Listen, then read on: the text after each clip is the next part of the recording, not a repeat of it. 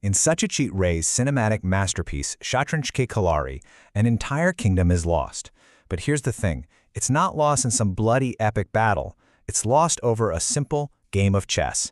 Today, we're going to explore this powerful story about how a private obsession can blind us to historical catastrophes unfolding right outside our door.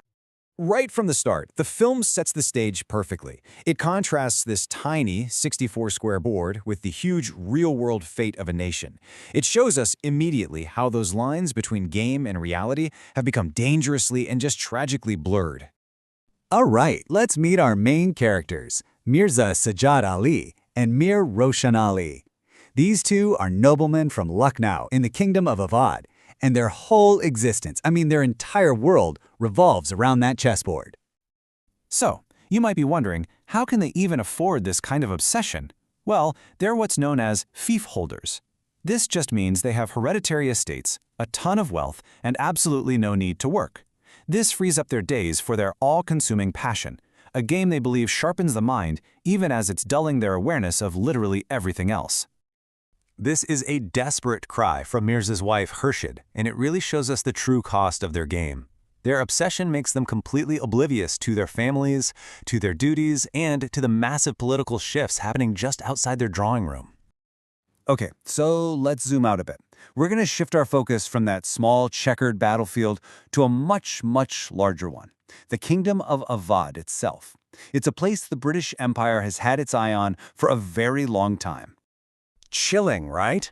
Those are the words of Lord Dalhousie, the Governor-General of India. He doesn't see the prosperous kingdom of Awadh as an ally. Oh no, to him it's the final juicy prize for the British Empire, the cherry that's just waiting to complete his conquest of India.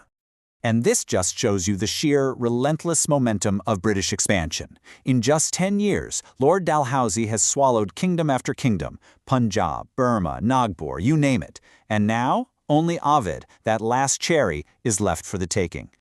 But how are they planning to take it? Not with some open declaration of war. No, that's too messy. They're going to use a political excuse. The British will claim misrule by the king to justify breaking a treaty of friendship that's been in place for 100 years. This lets them just seize control. It's a move that's about to have massive consequences. So now let's look at the key players on this grand political chessboard, because their perspectives could not be more different. And this right here gets to the absolute heart of the conflict.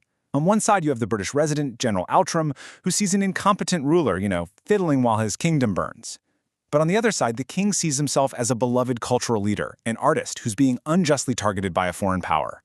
Two totally different realities. And here is the truly tragic irony. Mirza and Mir, they're the descendants of Awadh's greatest defenders.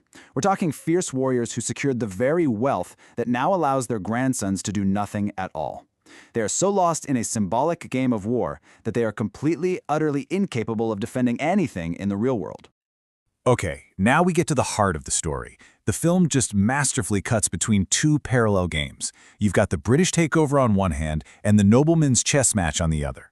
And it creates this powerful, almost unbearable sense of impending doom. So the British make their move with cold, ruthless efficiency. General Outram presents the Prime Minister with the treaty, and he makes it crystal clear that the decision to annex Awadh is final. It's done. The gears of the empire are turning, and there's no stopping them. And at this exact same moment, what are Mirza and Mir concerned with? A petty squabble over a minor rule in their game.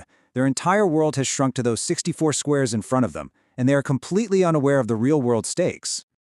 So while the royal family is making this last-ditch diplomatic effort to save their kingdom, appealing to a sense of shared royalty and, simple justice, a whole other drama is unfolding with our chess players. As rumors of war and conscription start to swirl around them, Mirza and Mir finally decide to abandon their city. But get this, they're not fleeing the invading army. They're not answering a call to duty. They are simply looking for a more peaceful spot to play chess. Their escapism is, at this point, total. And now we arrive at the climax, where both games, the great political one and the small, personal one, reach their inevitable, tragic conclusions. King Wajid Ali Shah makes a final, dignified stand. He refuses to sign the treaty that would make the British takeover seem legitimate. But he agrees to step down peacefully to prevent the slaughter of his own people. It's his own form of passive resistance. And just like that, the end comes. Not with a bang, but with a whisper. The kingdom of Awadh is quietly and peacefully annexed. The great game is over. And this is how the news of this massive historical event finally penetrates their little insulated world. It's not through some official decree or a call to arms. No, it's just a casual update from a young boy who's bringing them their lunch. So, after a brief moment of shock, followed by a petty argument where they blame each other, of course, what is their ultimate response? What do they do now that they've lost their kingdom, their king, their entire way of life? They simply set up the pieces and start to play again. Their obsession is completely, totally unbroken. And this is the powerful question the film leaves us with. It's one that resonates way beyond 19th century India. It really asks us to think about our own lives. You know, when history is being made all around us, what are we focused on? What private little game are we playing? And what are we choosing to ignore?